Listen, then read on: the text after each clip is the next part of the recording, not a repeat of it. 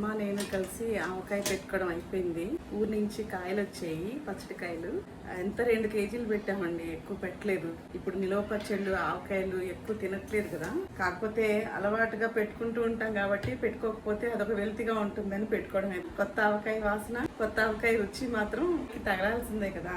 ఆవకాయ పెట్టినప్పుడల్లా వేసవి సెలవులు మా తాతయ్య గారి ఇల్లు గుర్తొస్తుంటుంది. ఇద్దరు అన్నదమ్ములు, పెద్ద తాతయ్య చిన్న తాతయ్య ఉమ్మడి కుటుంబంలా కలిసి ఉండేవాళ్ళు. మొత్తం 16 మంది సంతానం. వాళ్ళ సంతానానికి సంతానము. ఇంకా వేసవి సెలవులు వచ్చాయంటే అదొక పండగ వాతావరణం లాగా ఉండేది ఇల్లు. అదొక పెద్ద పాజిటివ్ ఎనర్జీ.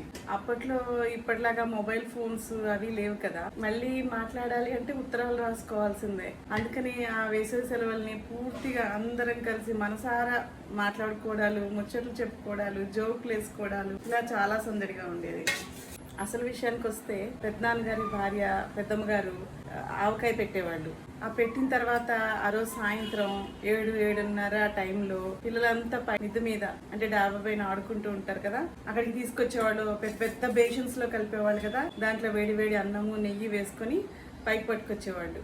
అందరి పిల్లల్ని చుట్టూ కూర్చోబెట్టుకొని అందరికీ చెరొక ముద్ద చేతిలో పెడుతుండేవాళ్ళు. ఎప్పుడు ఆవకాయ పెట్టినా ఆ సీన్ మాత్రం గుర్తొస్తూనే ఉంటుంది.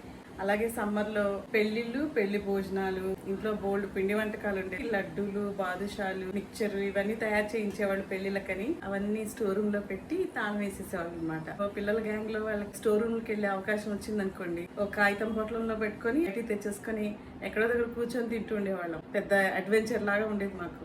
ఆవకాయతో పాటు ఒడియాలు అవన్నీ ఉంటాయి అనుకోండి, అలాగూ పుల్లైసు, రేగి వడలని అమ్మేవాళ్ళండి. అవి నోట్లో కొంచెం ముక్క వేసుకుంటే ఆ గింజలు కూడా తగిలి నాలుక చిరుకుపోయేది. అయినా సరే అవే కావాలి, అవే కొనుక్కునేవాళ్ళం.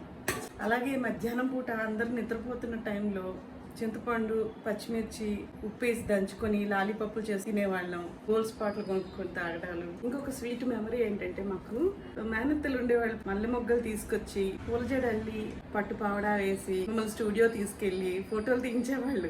అవన్నీ మర్చిపోలేని మెమరీస్ అనమాట. తాతయ్య గారి ఇంట్లో వరండాలో చాలా స్తంభాలు ఉండేవి. స్తంభాలు ఆటలు ఆడుకునేవాళ్ళు. మా పెద్దనాన్న కూతుర్లకి పెళ్ళయింది అనుకోండి, పెళ్ళైన తర్వాత బావగారిని ఇంటికి వచ్చేవాళ్ళు. వాళ్ళకి నవారా లేని మంచం మీద దుప్పటేసి కాఫీలో కారప్పొడి కలిపి ఇవ్వడం, ఇలాంటివన్నీ చేసి సరదాగా ఆట పట్టించేవాళ్ళం బావగారిని. ఇలాంటివన్నీ చెప్తూ పోతే గంట వీడియో అయినా సరిపోదండి. మీకు కూడా మీ వేసవి సెలవులు గుర్తొస్తున్నాయా? గుర్తొస్తే ఆ ముచ్చట్లు కూడా మీరు కామెంట్ లో షేర్ చేసుకోండి.